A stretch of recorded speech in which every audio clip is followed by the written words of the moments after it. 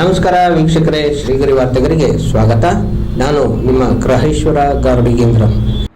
ದಿನಾಂಕ ಏಪ್ರಿಲ್ 10, 2026ರಂದು ಮೈಸೂರು ವಿಶ್ವವಿದ್ಯಾನಿಲಯ doctor B R. Ambedkar ಸಂಶೋಧನಾ ಹಾಗೂ ವಿಸ್ತರಣಾ ಕೇಂದ್ರ, ಮಾನಸ ಗಂಗೋತ್ರಿ, ಮೈಸೂರು ಮಹಾರಾಣಿ ಮಹಿಳಾ ಕಲಾ college, Mysuru doctor B R. Ambedkar ತರಬೇತಿ ಸಂಶೋಧನೆ ಹಾಗೂ ವಿಸ್ತರಣಾ ಕೇಂದ್ರ, ಸಮಾಜ ಕಲ್ಯಾಣ ಇಲಾಖೆ ಬೆಂಗಳೂರು ಇವರ ಸಹಯೋಗದೊಂದಿಗೆ ವಿಚಾರಣಾ ಸಂಕಿರಣ ಅಂಬೇಡ್ಕರ್ ಮತ್ತು ಮಹಿಳಾ ಪ್ರಗತಿ ಸಮಾರೋಪ ಸಮಾರಂಭ ಕಾರ್ಯಕ್ರಮದಲ್ಲಿ ನುಡಿ ಡಾಕ್ಟರ್ ದು ಸರಸ್ವತಿ ಮುಖ್ಯ ಅತಿಥಿ, ಡಾಕ್ಟರ್ ಬಿ.ಆರ್. ಪ್ರತಿಭಾ ಅಧ್ಯಕ್ಷತೆ, professor S. Narendra Kumar, professor M S. Anitha, ಪ್ರಾಂಶುಪಾಲರು, ಮಹಾರಾಣಿ ಮಹಿಳಾ ಕಲಾ ಕಾಲೇಜು ಮೈಸೂರು, ಬೋಧಕರು, ಸಂಶೋಧಕರು ಹಾಗೂ ವಿದ್ಯಾರ್ಥಿಗಳು ಭಾಗವಹಿಸಿದ್ದರು.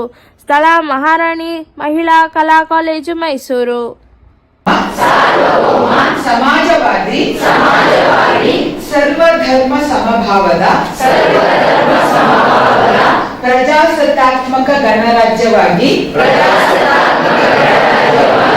ರೂಪಿಸುವುದಕ್ಕಾಗಿ ಹಾಗೂ ಅದರ ಎಲ್ಲಾ ಪ್ರಜೆಗಳಿಗೆ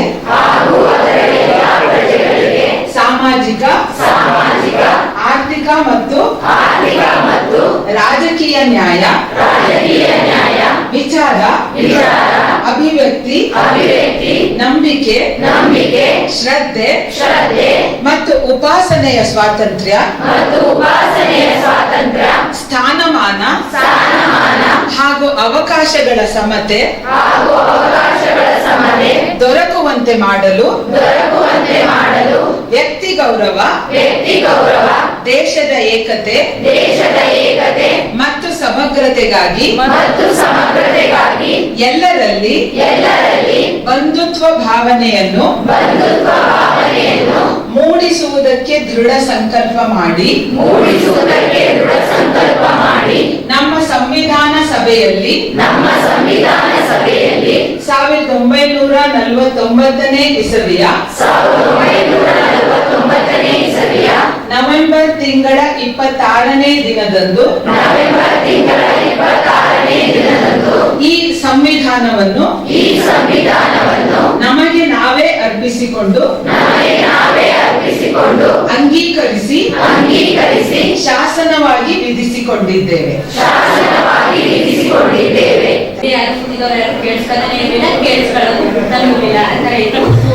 ಬಟ್ ನನಗೆ ಪರ್ಸನಲಿ ಏನಿಸ್ತು ಅಂದ್ರೆ ತುಂಬಾನೇ ಚೆನ್ನಾಗಿತ್ತು. ಅದರಲ್ಲೂ ಸ್ಟಾರ್ಟಿಂಗ್ ಸಂತೋಷ್ ಸರ್ ಅನ್ನೋರು ಮಾತಾಡಿದ್ರು. ಅವರು ಪಶುಪಾಲನಾ ಹಂತದಲ್ಲಿ ಮಹಿಳೆಯರ ಸ್ಥಿತಿಗತಿ ಚೆನ್ನಾಗಿತ್ತು. ಆ ನಂತರದಲ್ಲಿ ಆರ್ಥಿಕ ಮೌಲ್ಯ ಕಡಿಮೆ ಆಗಿದ್ರ ಬಗ್ಗೆ ಮತ್ತೆ ಸಾಮಾಜಿಕ ಮೌಲ್ಯ ಕಡಿಮೆ ಆಗಿದ್ರ ಬಗ್ಗೆ ಎಲ್ಲ ಚೆನ್ನಾಗಿ ಹೇಳಿದ್ರು. ಅದಾದ್ಮೇಲೆ ಸುಮಾ ಮ್ಯಾಮ್ ಅಂತ ಹೇಳಿ ಮಾತನಾಡಿದ್ರು. Students, very good afternoon to all.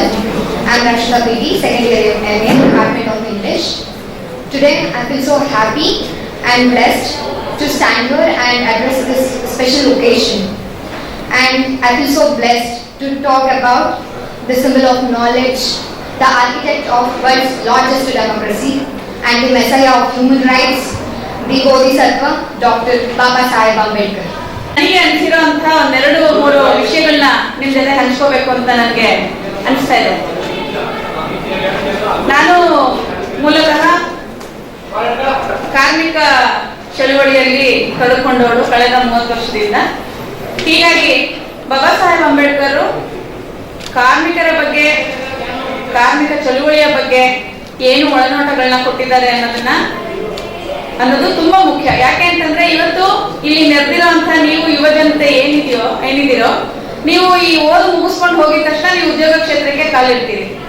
ಆ ಉದ್ಯೋಗ ಕ್ಷೇತ್ರ ಅಂತಂದ್ರೆ ಅಲ್ಲಿ ನಿಮ್ಗೆ ಏನ್ ಸಿಗ್ಬೇಕಾಗಿದೆ, ಹಕ್ಕು ಅಥವಾ ನಿಮ್ಮ ಕೆರಿಯರ್ ಬಿಲ್ಡಪ್ ಮಾಡ್ಕೊಳ್ಳೋದು, ಮತ್ತೆ ನಿಮ್ಮ ಒಂದು ರಾಜಕೀಯ ಇದು ಹೆಂಗಿರ್ಬೇಕು ಅಂತೆಲ್ಲ ತುಂಬಾ ಇಂಪಾರ್ಟೆಂಟ್ ಅದನ್ನೆಲ್ಲ ತಿಳ್ಕೊಳ್ಳೋದು. ಅದರೊಳಗಡೆ ಬಾಬಾ ಸಾಹೇಬ್ರು ಮಹಿಳೆಯರ ಬಗ್ಗೆ ಯೋಚನೆ ಮಾಡಿರುವಂತ ಒಂದು ಆ ಕಾಲದಲ್ಲೇನೆ ಅವ್ರು ಯೋಚನೆ ಮಾಡಿದ್ರು. ಯಾಕೆ ಅಂತಂದ್ರೆ ಇದು ನಾನು ಮಾತಾಡ್ತಾ ಇರೋದು 1942